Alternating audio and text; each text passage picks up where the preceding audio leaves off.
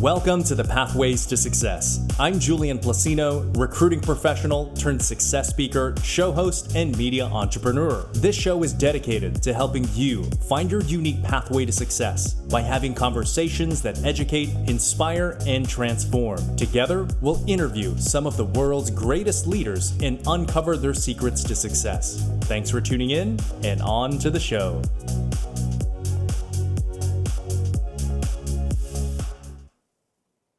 Welcome to episode 188 of the Pathways to Success, where we help you find your unique pathway to success by interviewing the world's greatest leaders. I'm Julian Placino, your host, and we have yet another outstanding show for you today. Today's episode is brought to you in part by City Central. City Central offers innovative workspaces for your business to thrive. City Central offers everything from private offices and co-working space to virtual offices and meeting rooms. City Central has 5 convenient locations in the DFW Metroplex, including North Dallas, Plano, Uptown, Richardson, and Fort Worth. If you use the promo code PATHWAYS, you'll get 50% off your first 3 months. So if you are looking for an innovative workspace for your business to thrive, visit citycentral.com for a free tour and use the promo code PATHWAYS to get 50% off your first 3 months.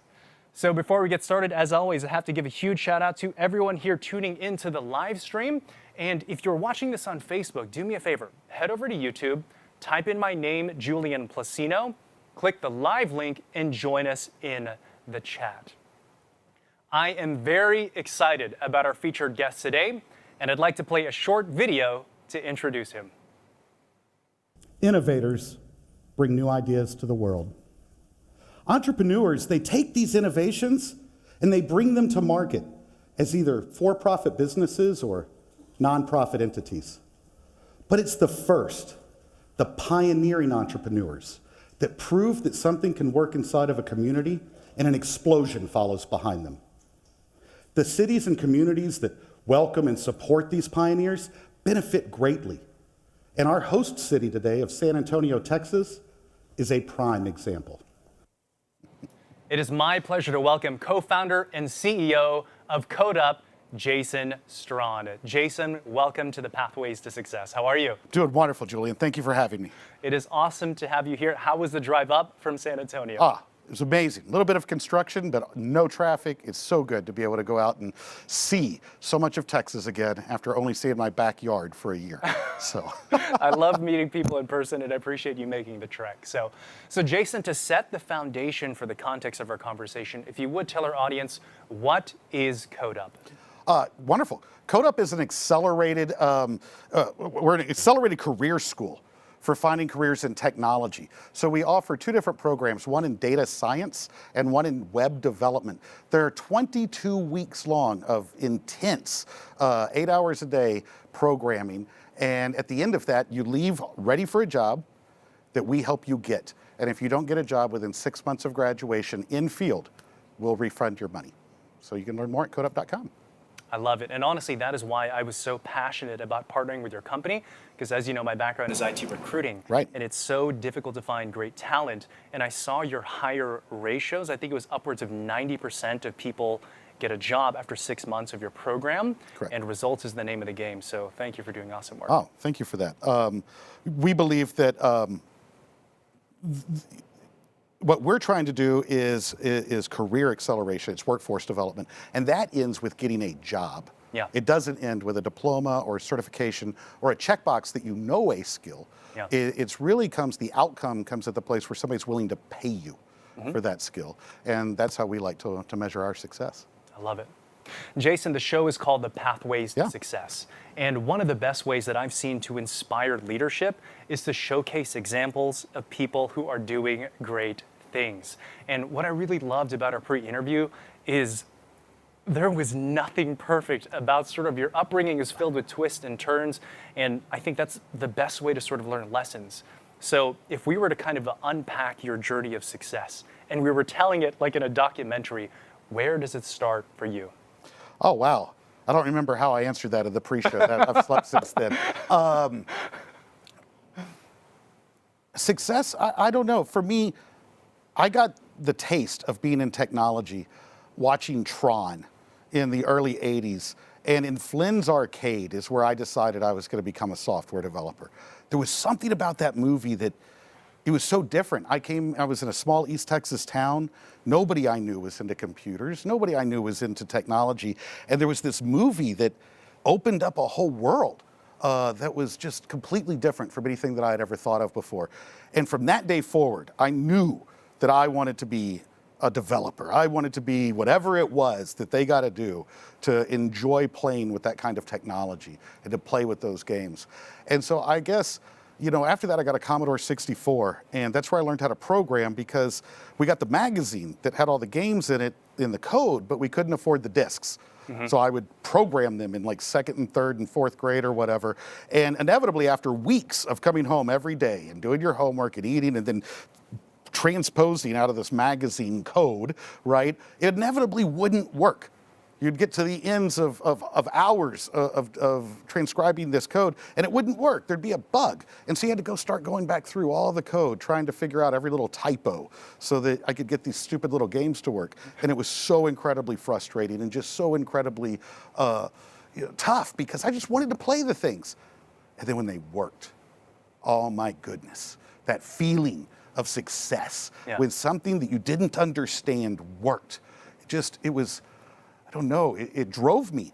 And so I don't know if that's a great answer to your question of success, but it's what brought me into technology.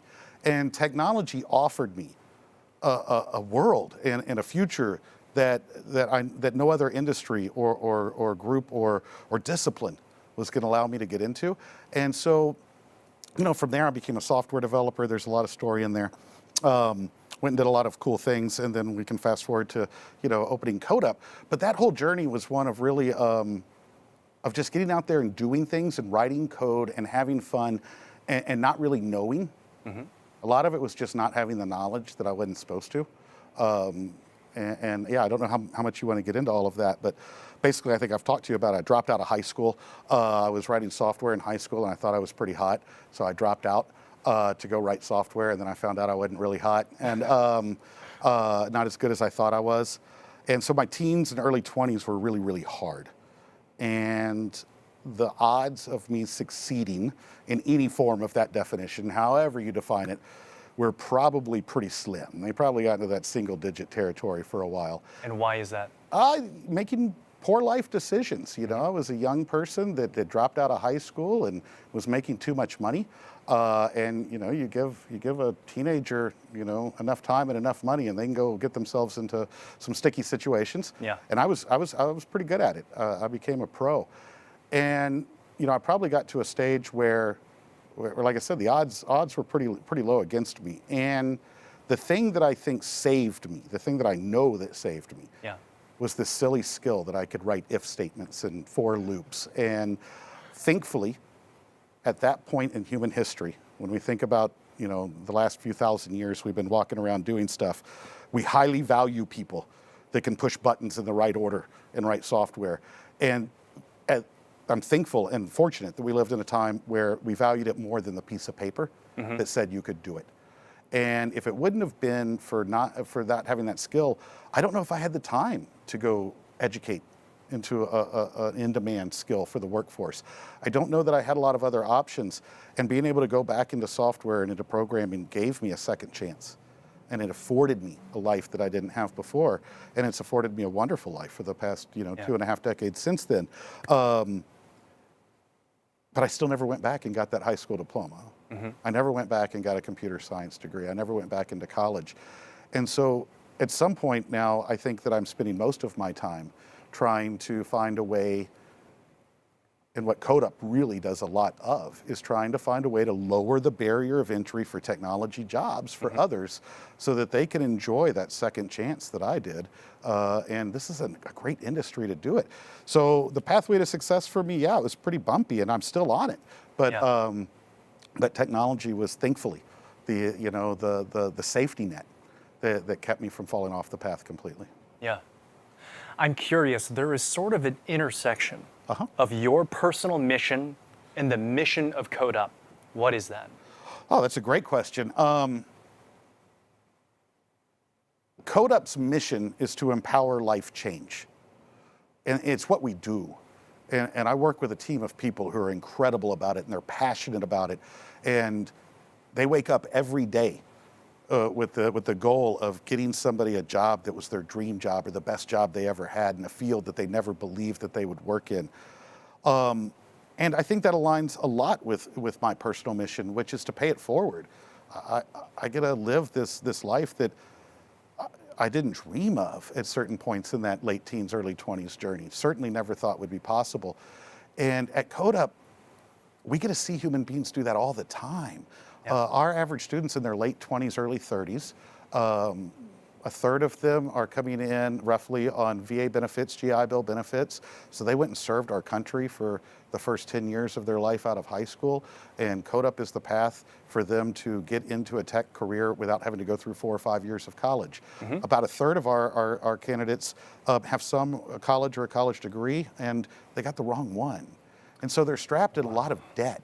Yeah. And they're going to feel that either doesn't pay well, or they're unhappy, or they cannot perform anywhere. Mm-hmm. And then the other third of our students look a lot like I did, right? They just didn't get the degree, they didn't go into the military, but they all have a unique journey that brought them to where they were, and they all have a passion to come into technology, and none of them have 5 years to go wait through the traditional education model to get there. And so to answer where do our paths cross, it's so easy for me to get up and go to work every day, mm-hmm. because I get to help people come into an industry that is phenomenal.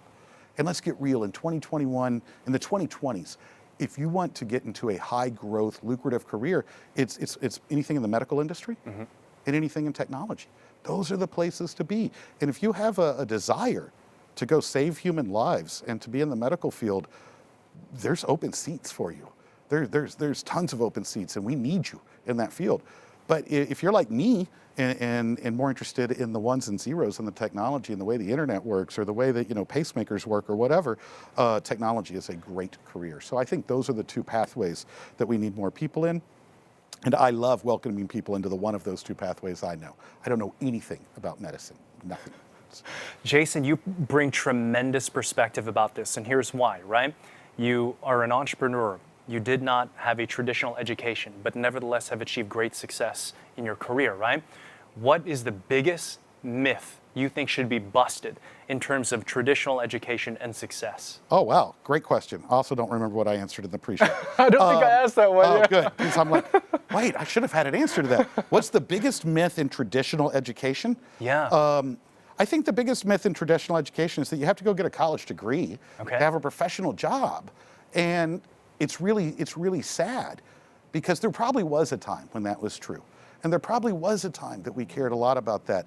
And there are degrees that I do believe should be there, and colleges are great. People hear me and they immediately think that I don't like college, or that I'm trying to disrupt education. It's not true. You're 18, you're coming right out of high school. College is probably a good path for most people. If you're gonna be an engineer, if you're gonna be a doctor, if you're gonna work on my brain, I want you to go through traditional education. But if you're gonna be a plumber, I wouldn't recommend getting a degree in physics with a specialty in fluid dynamics. It's great if you're super interested in physics, but the world doesn't need more physicists in the plumbing industry. The world needs more plumbers. And it's an honorable job. It's an honorable trade. And look how we teach people to be plumbers. We don't tell them, go get 200 grand in debt, go spend 4 or 5 years of your life in a 4-year institution, and spend the first 2 years of that learning world history and British literature, right? Yeah. Because the world doesn't need more historians. And we don't need more British literature experts. We got plenty of those. But we need more plumbers. And I think that's how we look at technology, is we need to be able to bring so many of those from behind the curtain. So the biggest myth we tell people is you have to have a college degree to be successful. Yeah. Plumbers are incredibly successful people. HVAC technicians are incredibly successful. Mm-hmm. Software developers can be incredibly successful. Data scientists, all these are jobs that can be done outside of the traditional 4-year degree. Yeah. And I think that we need to stop listening to the myth that college is a good investment for everybody. Yeah. Because it simply isn't. Ooh. It's a good investment for some. I'm getting goosebumps hearing this, because I'm in talent acquisition, right? For 12 years, I've had the privilege, and specifically in technology, I've hired hundreds and coached thousands, right? Here is what I just saw as a fact. The market it does not seek generalization, it seeks specialization. And the reason why I could hire a bunch of interns and kids out of college when it comes to software programming is because of the utility of their skill set. So 100%, that is why I believed in Codeup. And of course, I met with your team. Oh, shout out to Sarah. She's on the live stream. Hey, Sarah, how are you? And also, of course, Dimitri, because I thought there was just such a perfect alignment there, and I believed in what you were doing. Oh, thank you. Yeah. So I have to ask this, from dropping out of school to becoming a successful entrepreneur and technology executive, what's the lesson? What are the breadcrumbs we should know about your life story, how you achieved success, and how can we apply that into our own lives? What is it? Oh, wow, the breadcrumbs. I don't know. I do know that I think there's a reoccurring theme, I think, that I experience when I look back upon my own journey, which is kind of hard to talk about for me. But there's this common thread in my history of, there being people or a person in my life who was always really good at telling me I wasn't the right fit to do things, right? Like, why are you doing that? You don't have a degree. You don't have the right degree, or you don't have the right education. You don't have the right friends. You don't have the right pedigree. You didn't go to the right, whatever. You're not smart enough. You're not good enough. And that fan club, right? That fan club that followed me around was me 99% of the time. And the 1% of the time it wasn't me, I welcomed that person into the fan club because you're speaking my language, right? And part of my history is kind of doing things that are a little bit impossible, or at least they look that way, right? Like, how does somebody without a degree go get a job writing software? And then how does somebody go own a school? How do you own a school when you didn't even graduate from one? It just seems so foreign. That impossibleness, I think, often came from me learning ways to tell that voice, to tell that detractor, to tell that nag, hide and watch, right? Wow. Like, I want to go do this. And maybe the other part of that is there was nothing to lose at some part in that journey. There was nothing to lose. And so, when you don't have a lot to lose, and you believe that you're not good enough, smart enough, strong enough, fast enough, or degreed enough, educated enough, I don't know, for me it was, you didn't have any other choice but to go win. Yeah.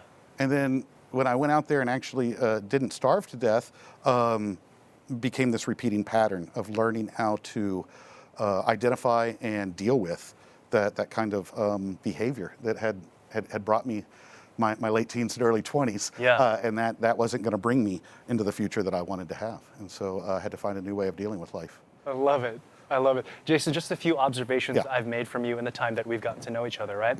I think 100% you have a great sort of charisma about you. You obviously have the great skill set in thinking patterns of like an engineer, highly entrepreneurial. And you were put in a position where you had to succeed or you're going to starve. And then lastly, you shared with me one of a great value that you have is one of freedom and autonomy. Yes. I think that was the perfect storm Yeah. that sort of explains who you are today. Yeah, I'm a no strings kind of guy. I love it. Yeah, I value autonomy greatly. I did talk about that. I value freedom and autonomy probably more than anything else. Yeah. To my own detriment. Yeah. Yeah. It's great. I share that with you.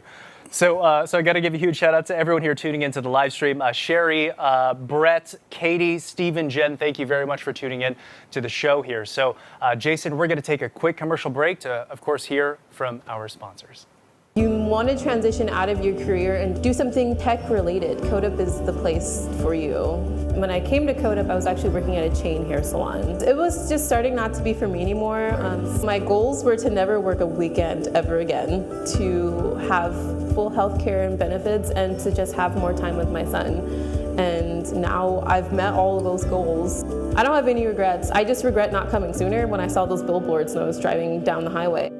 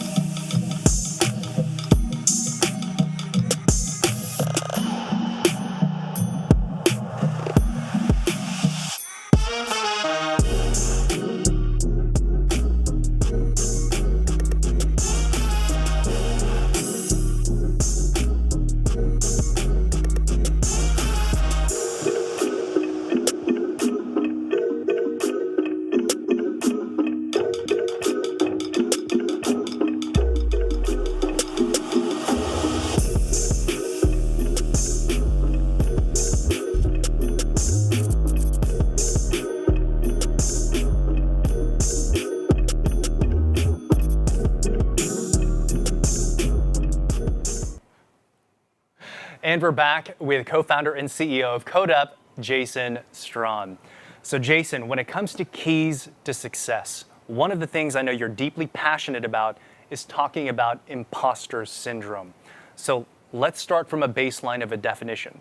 What is imposter syndrome? That's great. I have a slide on that in my talk that I usually read. You would think I would have memorized it, but my version of it is this: it's a characteristic or a pattern of beliefs that is typically associated with a belief, a core belief of being discovered as a fraud, or being found out to be less than others might think you to be, or to be disingenuous in what you're in the position that you should be in. And so, but really, I think what it boils down to is that feeling of like, oh no, what if they find out? What if they find out I'm a fraud, right? And I think that everybody, I'd like to believe everybody experiences imposter syndrome to some extent, but I know I do. And it's something that I observe in our industry a lot. And it's a pattern that I've recognized throughout software development my entire career. And but it's been probably for the last decade or so something that I've really honed in on and put a lot of thought around. And you can also kind of see the amount of time I spent on imposter syndrome is kind of also how my life has arced since. So yeah, that's it. I define it as that. It's a pattern of behaviors and feelings that end up with that feeling of that pit of, oh no, like I don't belong here. And that might be true if you are an imposter or what you're doing is fraudulent. But for most of us, we do belong there. We were asked for a seat at that table, and then we have that feeling. And in my life and in the people that I've observed, that's debilitating. And is often the thing that is some of the biggest blockers for people's own personal success, whether that's in business or in their personal life. And I know it has been for me. So it's something I like to talk about. So what role has imposter syndrome played in your life? And for better or for worse, what kind of results has it led to in your career and your life? Yeah, well, we go back to the no degree thing. I think that, early in my career, I self-sabotaged a lot around imposter syndrome, right? And I talk about this often that, wow, for the first probably 4 or 5, 6, let's get real, 10 years of my career, I'd walk into interviews and stuff and like tell people, I know that the job posting says you have to have a 4-year degree, and I don't have one. So if you want to pay me less or give me a lower title or whatever, I'll do that because I know that I'm not what you're looking for, but I really want to work here. Well, inevitably, what did people do? They valued me the same way I did, which was lower. And then I'd get these jobs and I'd wonder, like, why am I making less money than everybody else? And I do the same job they do. Well, on a little bit of self-reflection, I was the one that talked them into that. They didn't say, Jason, you don't have a degree, we're gonna pay you less. I would start with it. And so there's an example of where imposter syndrome, what if they find out, what if my peers find out that I don't have a degree? What if they learn that I'm not a computer scientist from MIT that is, qualified to be on this team writing if statements? And so, yeah, it certainly limited so much of my life early on. The flip side of it is it's probably my rocket fuel too, because at some point, where imposter syndrome and limiting beliefs kind of come together, I had a realization, and I started owning the things that I felt fraudulent about. And at some point, I started rolling into interviews and saying, yo, I see you want a 4-year degree. I don't got one of those. But if you want this software to work, you can hire me and I'll come join your team and make it happen. But with or without the degree, I command what you're wanting for this job. And wow, the first time I said that, I wanted to crawl under the table and oh, don't look at me now. Like, I can't believe I actually said that out loud. And it worked, right? And so the other thing that I found in my career was when I began to confront that person that looked identical to me, who was the person that was holding me back most of my life, I began to get deals and opportunities and seats at tables that I never got before. And it wasn't that I got a degree. It wasn't that I went and got, taller or went and, did all of the things that I had imposter syndrome around. It was just that I started owning and confronting and abolishing that pattern. Where do you think imposter syndrome comes from? Oh, wow, that's a great one. I haven't thought of that one. I don't know. I think that, at least in Western civilization, I think it's just inherent. It's part of, I think, of what we are. In software, I think that the coolest part about being in technology, the best part about technology is tomorrow there's new stuff. Tomorrow it all changes. And then like next week it's gonna change again. And next year something new is gonna come out and it's gonna be great. That's the cool part about technology. The downside is that new Oculus I just got's gonna be worthless in 18 months and I'm gonna have to go get a new one. And the imposter syndrome of that is, wow, I finally learned how to just have a little confidence in how to write software or how to network computers or how to do whatever. And it all just changed again. And now I have to go learn it. And that either can be exhilarating, like this is awesome, there's a new toy to go play with, or it becomes, oh no, what if they find out? What if they find out I don't know everything there is to know about JavaScript? And imposter syndrome there is really, really deadly, right? Because it can set in and there's a lot of evidence to support it. I don't know everything about JavaScript, therefore I must not be the expert they think I am.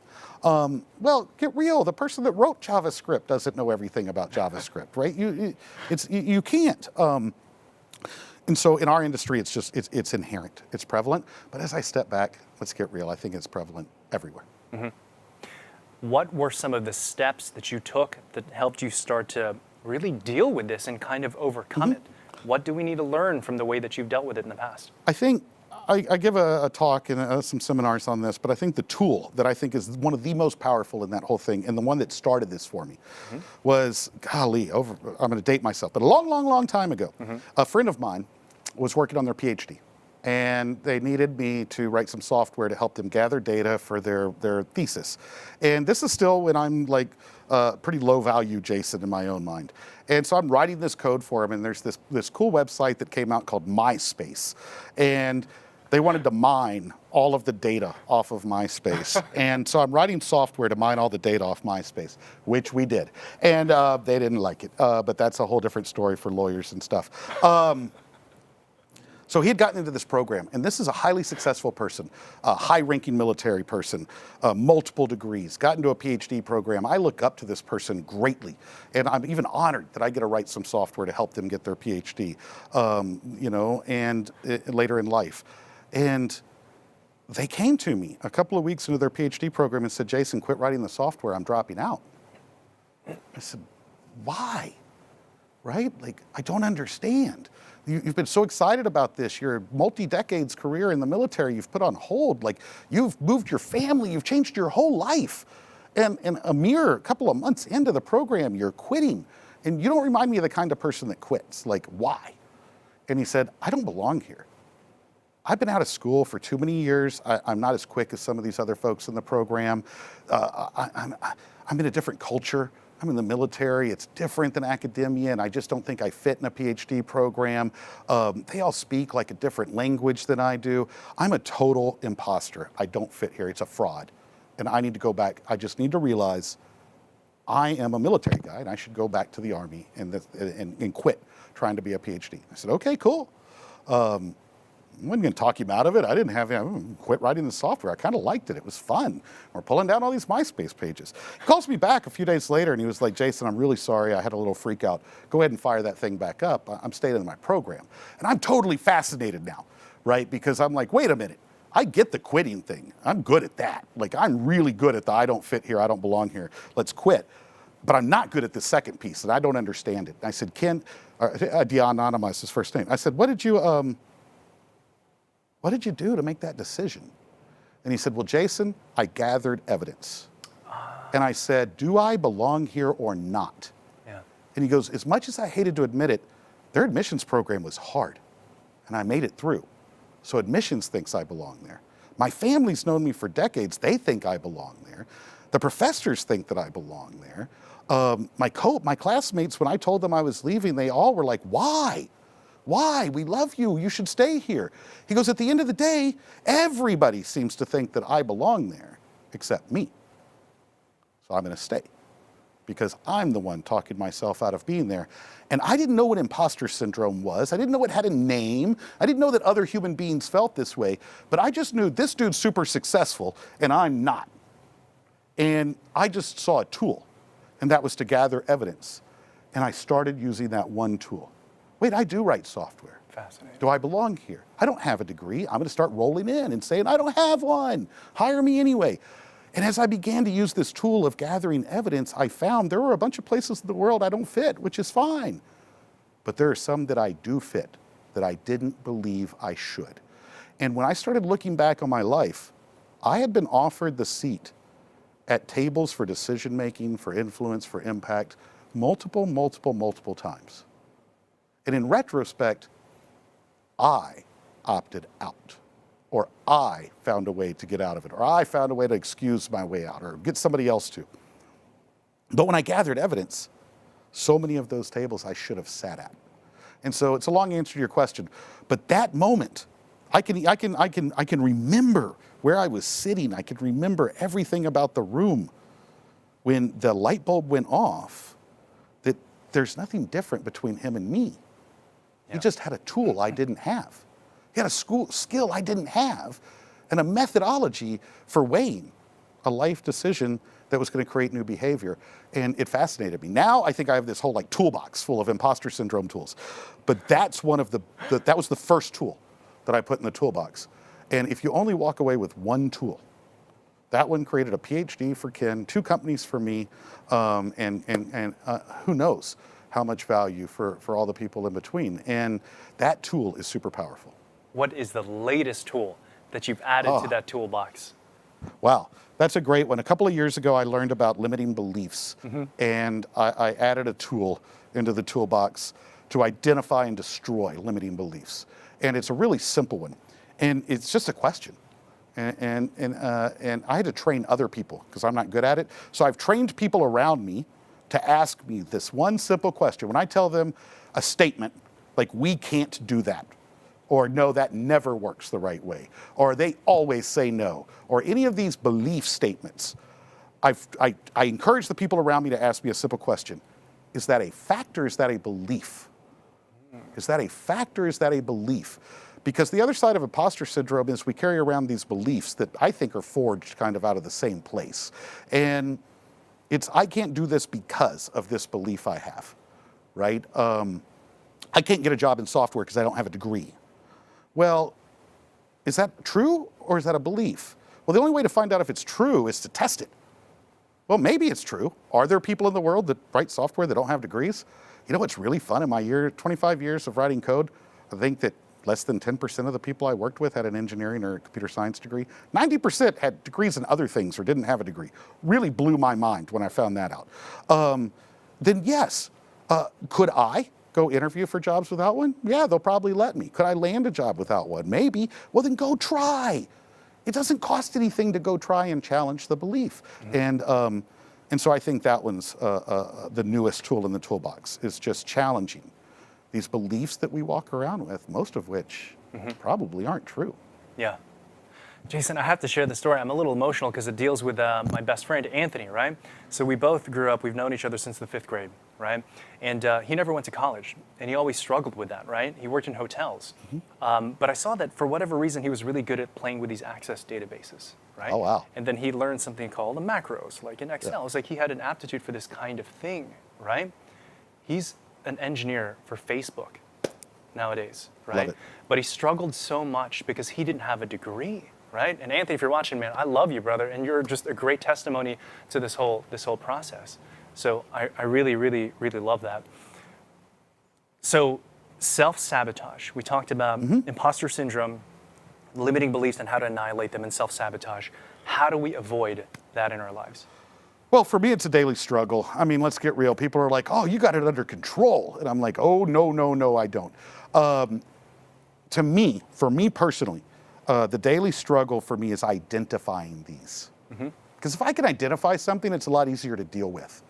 It's when I don't identify imposter syndrome, when I don't identify limiting beliefs, that I find myself in the self-sabotage loops. And when I identify them, I mean, come on. When you know that you're sabotaging yourself, or you know that your belief isn't true, well, it doesn't have any power anymore. Yeah. And but I still fall prey. I still fall prey to limiting beliefs and imposter syndrome. But now I just try really hard to identify it. And then once that's identified, have the mindfulness to just say, this is what's going on, man. You're the one talking yourself out of doing this. And what's the worst that's going to happen? They're all going to laugh at you? Like, they all laughed at you before. It's totally good. And, you know, and to move on. What would be your message to anyone who's experiencing imposter syndrome now, who feels like there can be something more to what they bring into the world, but is really struggling with that? What is your message to them? I would say that I've had the good fortune in my life to meet a lot of very successful people. And I give a talk on imposter syndrome literally all over the world. And what always surprises me every single time is when I get off the stage talking about it, the people that come up and tell me how much that it resonated with them are almost always the most successful people in the room. And so for anybody that's feeling this now and is having trouble with it, know that probably every person that you look up to or look at and says, wow, I wish I were more like them, we're sitting exactly where you are right now. And it was learning for so many of them, learning how to deal with themselves and to get themselves out of the roadblock space that allowed them to become that person. And if it can work for them or me, you have a spot, and you just have to figure out how to find it. I love it. Jason, I have a comment here in the live stream for you. It's from Jen. She says, love Jason's authenticity and passion. So much relatable content. Limiting beliefs are so massive when you figure out you're holding on to them. So you have inspired Thank you. Some people here in the live stream. Love it. Jason, I want to close with one final topic. You are so passionate about entrepreneurship. Why? Great question. We all have an ability to make an impact in the world, and I believe that to my core. But I believe that it happens hyper-local. It happens right here, as close to you as you can get. And if you want to change something in your community, if you want to change something in the world that you live in, or your household, or your neighborhood, or whatever, I have a belief that it happens right here, as close to me as I can get it. And entrepreneurship is that vehicle for me that allows that to grow. It's one of the vehicles that allows change on a hyper-local level to grow. And so I can teach somebody how to code. I might even be able to teach 4 or 10 or 15 or 20 people how to code, personally, at a time. But entrepreneurship allows me to scale whatever change I can make in the world beyond me, and makes it a little bit bigger and a little bit bigger and a little bit bigger, so that hopefully eventually I'm helping people come into software and to tech at a scale that I could never train. So to me, entrepreneurship's a vehicle that allows people to change their communities. And it happens whether you're opening a restaurant that's bringing a new cuisine, or a different way of building a library, or a way of teaching your native tongue to somebody else, or teaching somebody how to code. But entrepreneurship, to me, is a vehicle to be able to take whatever impact an individual is doing and create it on scale. And the fact that we confuse that with like getting rich or whatever, or a job, is unfortunate, because I think that we should rather teach it as this is how you enact change in communities through one of the vehicles in which you can enact change through communities. And oh, by the way, it can be your job too. And what should any entrepreneurs tuning into the live stream right now know about running a business and the agile process? Okay. Wow, I could spend your whole show talking about running a business in agile. But you know, agile is kind of the buzzword of the decade, or maybe the century, and it should be, because it's amazing. But I think that we try to put a lot in the agile bucket that doesn't belong. And if you've ever read the agilemanifesto.org is 1 page long, even though it's got like an entire section in the bookstore. It's 1 page long. And it says basically this: everything that you do with software or in business is about people. And we lose sight of that because we think it's all of these different Scrum methodologies. But really what Agile tells us is what you do is about people. And we value people more than we value the process by which we do something. And when we lose sight of people, of our customer, of the person that interacts with our product or our service, then our business suffers. And so to me, agility in business, applying the agile methodologies to business says, how can I make this experience for my customer world class? How can I make it the best I possibly can? And then after I ship that and I deliver that, how do I look at it and say, how do I make it better next time? How do I go back to that customer and say, I'm glad you loved it. What could I have done to make it just a little bit better? And whether that's before you sell the product or after you're years into building it, Agile gives us an opportunity to iterate on an idea with our customer until it makes that impact. And then iterate on that until we can get it to a scale. And that is what I think is so beautiful about Agile. It's freedom. It gives us the freedom to not have to get it right. I don't have to get it right. I don't have to know what my customer wants. I just know that I want to deliver it, and I can work with them until I can get there and get it.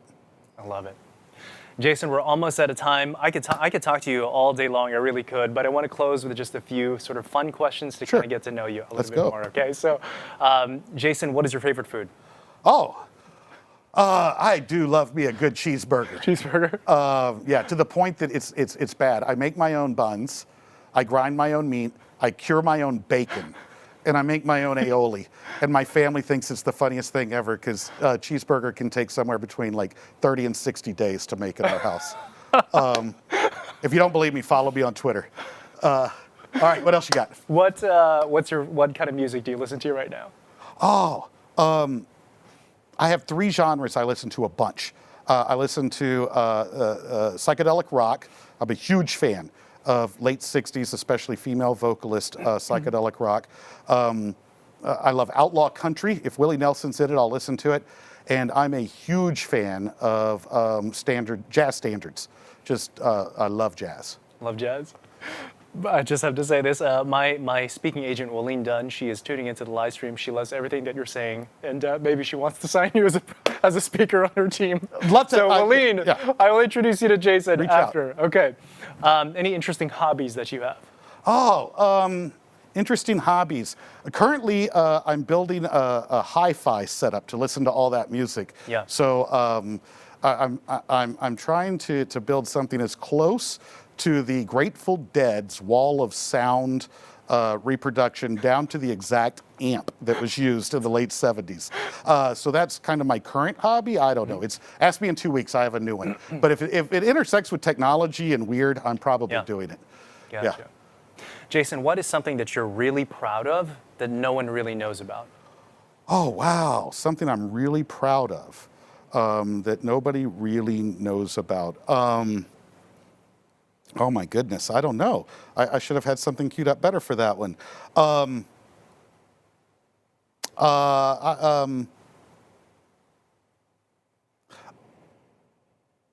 don't talk about it much, and even now it feels a little weird.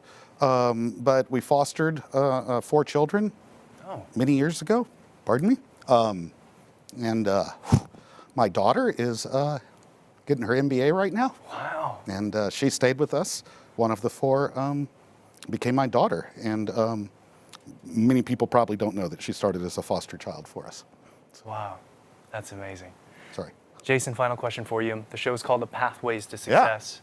What is your personal definition of success? That's wild, because Dimitri actually asked me that on the way over, and we talked about that. Shout out to Dimitri, by the way. Thank you for the introduction to Codeup. And I gave him my answer, and then he said, well, somebody had told me once that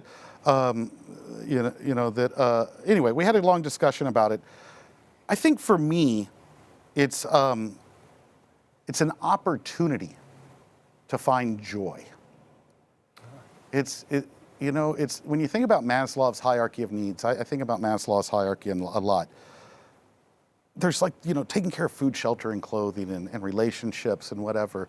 And we have to do all of those things. And for so many of us, it's a struggle, or was, to do those things. But to me, success is at the top of the pyramid, where you get to go kind of find joy.